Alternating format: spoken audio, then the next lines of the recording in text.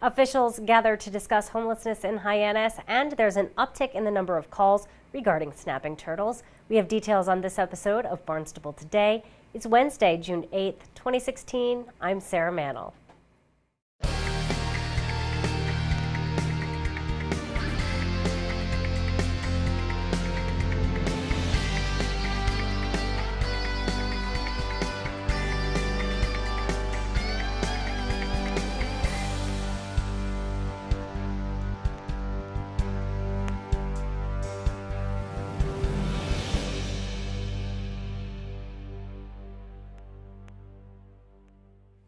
Local, state, and county officials working on the issue of homelessness in Hyannis met on Monday at Cape Cod Community College.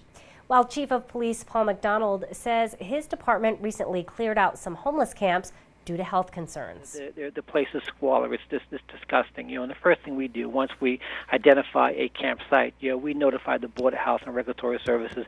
They come down. They actually do an inspection and they condemn it. They said, no, this is not fit for humans to inhabit. I mean, it is just so bad. They condemn it. Then they then post it. Then we go down, we identify the individuals who are staying in those camps, and then through our community impact unit, through the coffee houses, through NOAA Shelter. We actually make contact with the individuals. We tell them you get 2 weeks. You have anything of value, you want to move it out, take whatever you want to take and move it out. But we are coming within, X number of days. We are going to clean it out. So basically, by the time we get there, we're just cleaning up trash. This past Wednesday, all 3 of the camps, people were still staying there. We gave them ample opportunity to take whatever they wanted to take. We helped them carry their valued possessions out onto the street, and their friends come by and pick them up. So it went very, very well. But we have a zero tolerance. We're not going to allow any of the camps to exist. Back in 2014, we had 4 individuals who died of exposure in these camps. So the camps are not a solution. McDonald says he's encouraged by the continued conversation and local efforts to combat the problem. The state has committed an additional $300,000 for the funding of additional outreach workers. So I was very, very pleased to hear that. I know the town of Barnstable is hiring a coordinator to coordinate the outreach services for all the social service agencies. Housing Assistance Corporation has one, FinFin has one, Duffy has one, other social service agencies are going to have them. And that is going to be one solution to dealing with the homeless problem of those individuals who are staying in the woods. Those individuals are the ones who are most problematic, the most difficult to get to, the most difficult to engage in the services that they need. That's why we need the outreach workers, and it can't be the police department. We have been doing it, but it just can't be us.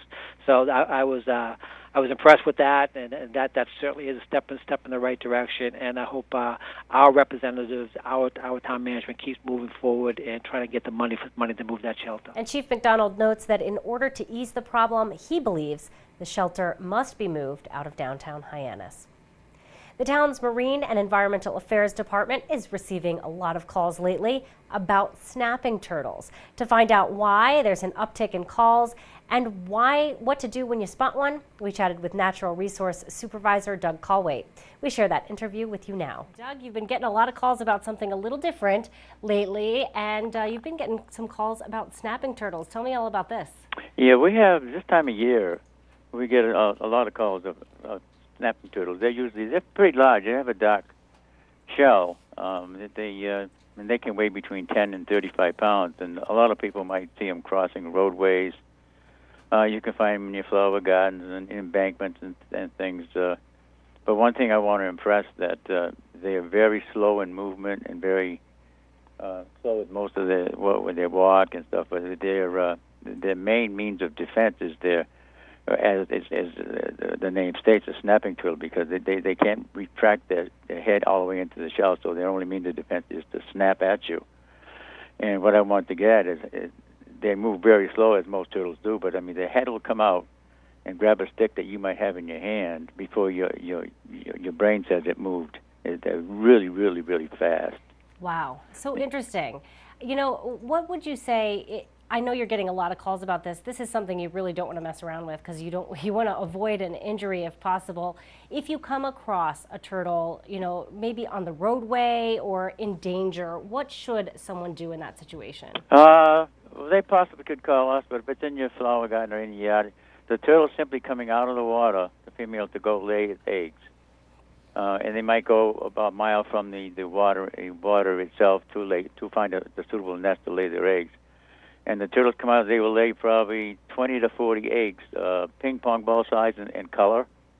And once they lay the eggs in a couple hours, the parents will go back to the water, and the young ones are left to fend for themselves. Wow. And when the young ones are born, they're about an inch long, and there's over 90% of the nests get predated. But I'm just saying, if somebody tries to pick it up and move it, it's not advisable, because you could use a shovel or a basket to move it if you wanted to. But they're simply coming out of the water to lay the eggs, and then they'll go back in the water. And the eggs will hatch maybe 60 to 90 days.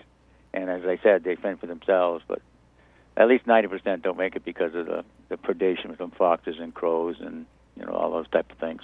And so they never check back on their young. They just leave them. Right. But one of the things why this time of year is the best, because in southeast Mass, May and June is the prime time for the turtles to be laying their eggs. So that's why we're seeing a lot of them. And we usually get a few calls on these, but this year is unprecedented as far as I've seen. And the tendency sometimes is to move the turtle out of the roadway, or out of your driveway, or off your lawn.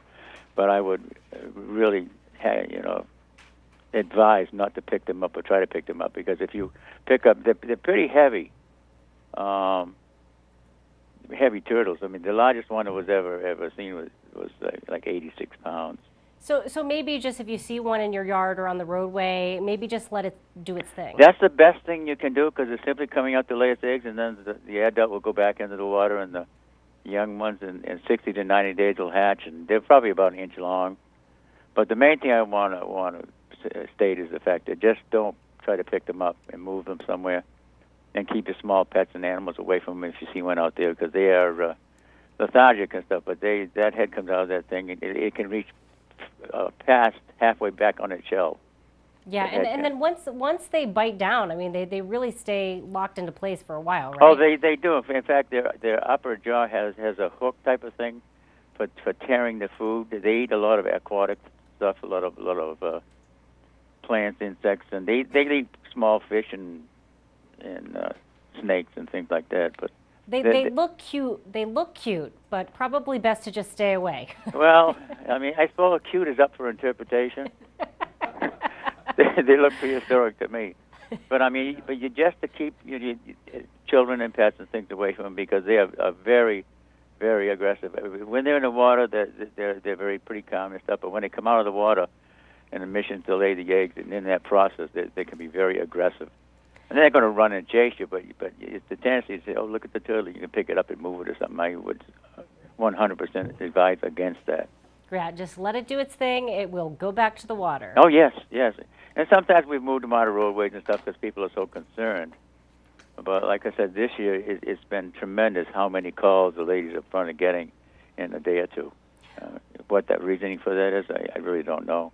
Well, thank you so much for informing us about it, telling us what we need to know if we come across a snapping turtle ourselves. Really appreciate it, and hope you have a great week. Thank you so much, Sarah. All right, thank you Bye. so much. Well, be sure to tune in to our hour-long news program, Barnstable This Morning. That program airs weekdays at 8 a.m. On tomorrow's show, we will have our weekly transportation segment. We'll meet the newest Mercy Otis Warren Cape Cod Woman of the Year award winner. Plus, we'll have all the news and information you need. For Barnstable Today, I'm Sarah Mantle.